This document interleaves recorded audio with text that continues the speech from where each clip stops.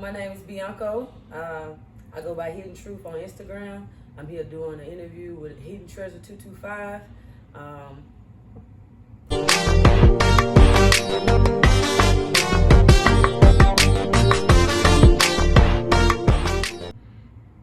Who we got here today? So my name is Bianco. I go by HidnTroof on Instagram. I'm here doing an interview with my brother, Hidden Treasure 225. That's about all that. So you a go by Bianca? If somebody was No, I prefer not to, but I'm not an asshole. If somebody call me Bianca, I don't mind correcting them.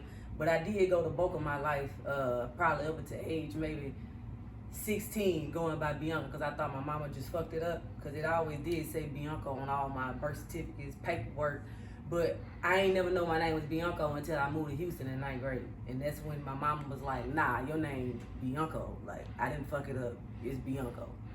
That's cool. Cause I done heard people call you, Bianca, and you ain't taking no offense to it. But I also heard people call you Bianca, and you be like, my name is Bianco.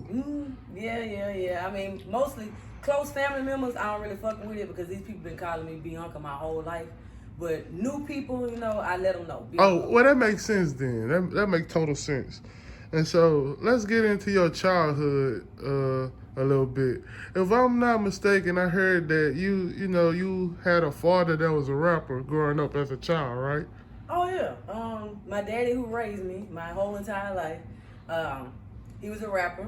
He was signed with No Limit, the whole shebang. Master P moved us out the hood, fully furnished house.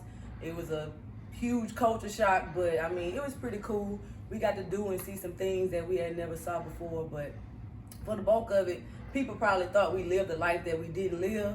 But I mean, they were better than what they were, but we wasn't out here like rich, you know what I'm saying, like that. But you seen some things. Yeah, we saw some things, and my daddy was very open with us. He was the type of daddy, like when he came off the road for months, he would wake us up in the middle of the night and tell us his stories, like his groupie stories, stories about shit that happened on the road, so we learned a lot. He was very open with us. He wasn't like that dad that was like not telling us stuff, and he was very adamant about us like not being groupies. So he raised us to, be little girls. So we never could dance. We couldn't do all that grown shit like paint your fingernails. So he was a solid ass nigga. Like, I understand that part, like, because I feel like from a girl, you can't really hide it from them, like, because they going to find out. Oh, most certainly. They going to, whether you going to let the streets teach them. Oh, yeah. Or what, they going to find out. So most it's certainly. just like, it's better that you teach them than they learn from somebody else. Yeah, he put us on game. He most definitely did that. So you was a basketball player a little bit too, right? Yeah, I played basketball my whole childhood. It was like my dream game. Like, I loved it. I used to walk around the neighborhood with a ball in my hand all the time. I played with boys all the time. We used to wake up early in the morning, on the weekends or during the summer. We all meet up on Avenue B at Peanut House, and we all get on bikes. If you ain't have a bike, you're getting on a handlebar. And we go into First Baptist until they put us out. And then Ooh. was a bunch Hold of on. Time out. You gotta tell the First Baptist story. See, this is why I like running it naturally. Yeah. Tell that First Baptist story when dude got rocked with the pool stick. So, I mean, it was about 30 of us in there, and a fight jumped off between all of us and some other dudes that was in there, and they had them little plastic hockey sticks. And I think it was Word or maybe Ray or somebody like that, but they was wailing on this dude with this hockey stick, and it was all kind of stuff going on. Hockey sticks, pool sticks, boomerangs, just throwing balls, anything that was in. So basically, your generation messed it up for us. Most certainly, because them white folks definitely gave us an opportunity. Like, we had somewhere to go, and it was an inside gym. It was air conditioned. I'm talking about, it was great. But yeah, we fucked that up. Hey, you just heard what you said, air conditioned gym. Oh, yeah. I think that got to be a Zachary thing, because I'll be talking to my people from BR when we go hooping. I'm like, bro, I'm not used to these hot-ass gyms. Not at all. I'm not used to these hot-ass gyms. Them people tried to help us. They really did, but we fucked that up, and it's cool. So what was the difference from Texas? Because I know you moved to Texas until you was like, what, about 16? And then you came... I think I left at about 14. I came back at 16. So what I was left there for 2 years. So what was some of the differences, if you can remember, from Louisiana and Texas? I mean, that's strange. I was just talking to somebody about this last night. For me, personally, it was a huge culture shock. Because I'm a country girl. You know, we come from the country, but everything up there was fast-paced. All the girls, all the dudes, everybody looked so grown. And we was just in 9th grade. Like, they had grown hairstyles, grown nails, just carried themselves like they were much older than what they were. And everything was fast-paced. And, you know, it wasn't just like down here. You know, we down south. Everything is basic as fuck down here. But up there, and then it was another culture shock with the, you know, the vatos, the Mexicans. You know, I ain't never, I'm talking about half the school was Mexicans, and then the other half was black. They speak English, or they? Oh no, they spoke English. Okay. They spoke English. They had all kind of gangs and stuff. You know, like just stuff that we wasn't really exposed. It was something to. like the Freedom Riders. Hey, if you want to put it that way, it was some shit going on. I'm talking about some real. We seen dudes getting initiated. Well, Round did. See dudes getting initiated in gangs, like getting. It was some weird shit going on. And so you a HBCU graduate also, right? Most certainly. The Southern University. You got to attend a little bit of Graham too, though, right? I did. I went to Grambling my freshman year, both semesters. When I first went there, I was in business management, and then I realized that shit was boring. I wasn't really fucking with it. So when we transferred back to Southern, I then went to math education until I realized teachers don't make no fucking money, and I really didn't. So you changed your major like three times. And I really didn't like other people's kids. So I was like, maybe I shouldn't be a teacher. So then that's when I had a talk. Shout out to my Uncle Lily. I had a talk with him, and I was like, look, I just don't want to be a bum. I don't know what I want to do, you know. And he said, well, what you good at? And I was like, well, I'm good with my hands. Like, I always put shit together when I was a kid. Whatever my parents got, entertainment systems, whatever, shit on my truck when it broke, I put it on, you know, I fixed it. So he was like, maybe you should be an engineer or an architect. I didn't know what neither one of them was. So I just chose engineer, and as soon as I got an engineer, it just took off. Like, it was a perfect fit for me. So what would your advice be to somebody who going through a major change, like a major change, like as in they don't know what major they want to be in? If you have any advice for that. Now that I look at it, people kind of look down on people when they like get out of high school and they don't go straight to college. Like, I don't recommend anybody just get out of school and just roll straight to. If you don't know what you want to do, because sometimes it might not even take college. You might just do a trade, or in today's time, you know, you got this kind of shit going on. People popping out being influencers and stuff. You just got to kind of find your jug. And you really need people around you that are like mentors or older that you can have those conversations with. And, you know, just tell them like what you're good at and what you're not good at. And they can kind of help steer you in the right direction. So you're a very family-oriented person, right? Most certainly. You could be considered part of 3 big families, right? Oh yeah, most certainly. You want to speak on that a little bit? Yeah. Well, you kind of did. Of course, you know, everybody know I'm a Montgomery. You know, that's the only family that was biological to me that I really knew my whole life.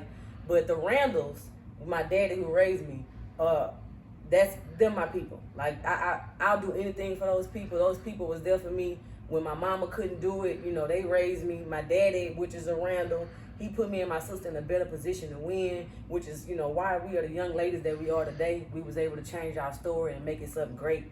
But also, you know, I've been with these Alexanders, which is my daddy, rest in peace, Reggie Alexander. I love them.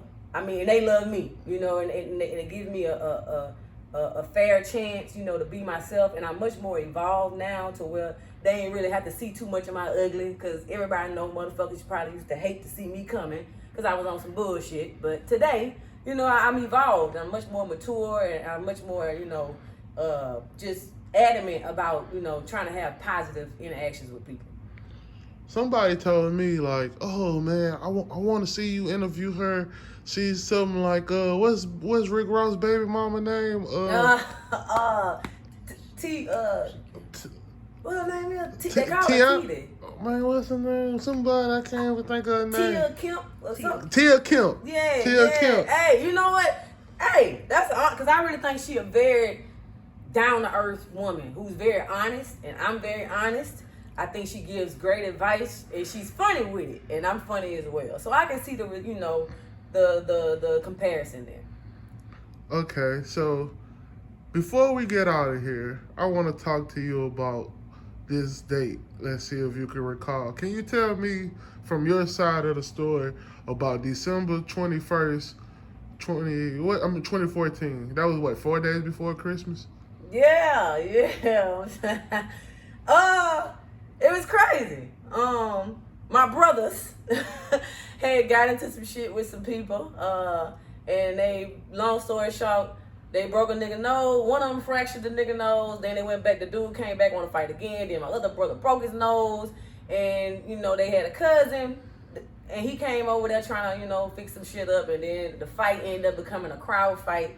And the dude said he was coming back. It took him, you know, about 8-9 hours to get back. So by that time, everybody was pretty lax. But, you know, they came and shot the Blue House up. And that wasn't the first time the Blue House got shot up. But they came through there, shot it up. And the crazy thing about it is, I was in the house with the children because I was clearly big pregnant. I was 8 months pregnant. So everybody was like, you need to be in the house. You know, so I'm in there with my son who was like, 5 or 6 at the time. My little cousin Tata, she was like 2 maybe.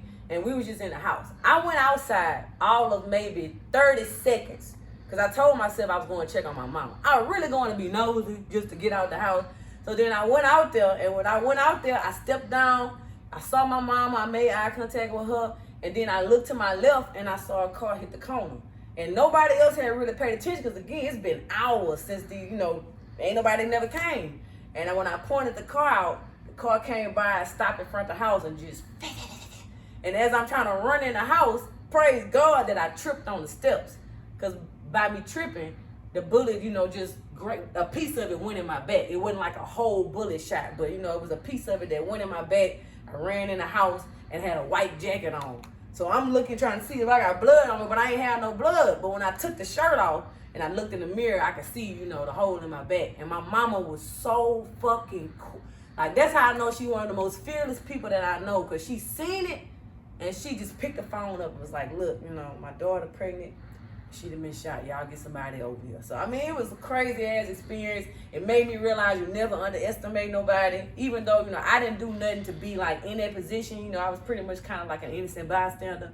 But, I'm here. And my daughter made it. No complications, you know what I'm saying? I still got the shit in my back because, they say if it ain't fucking with you. They don't take bullets out. Don't get fucking back up. You don't want no back surgery. So, they don't take bullets out. That shit made me realize, I'm supposed to be here, because I could have easily been gone. Okay, so we know you got a fan base that you done built up. Mm-hmm. You got anything you want to say for your fans before we get out of here? Well, Any advice? All I want to say is, I appreciate, all the shares, all the comments, all the love that people give me because, this ain't no fake shit. I pretty much just pull my phone out, my mind be moving constantly, and I just go with it. And I got a great sense of humor, but I'm also a very wise person for my age. Like, I got a lot of wisdom up here. And I just be wanting to spit it to people. So it warms my heart to know that people come, to my page to watch my stories. And it's crazy because I've been doing this shit for years. I just came out my stories like 8-9 months ago.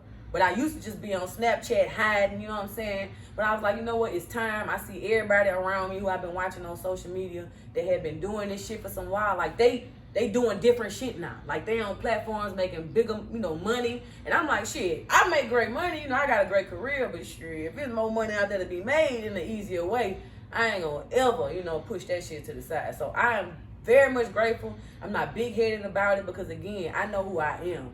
And I know people just fuck with the vibe that I have. And as we got HidnTroof, y'all. Hey, I appreciate it. Y'all be safe, man.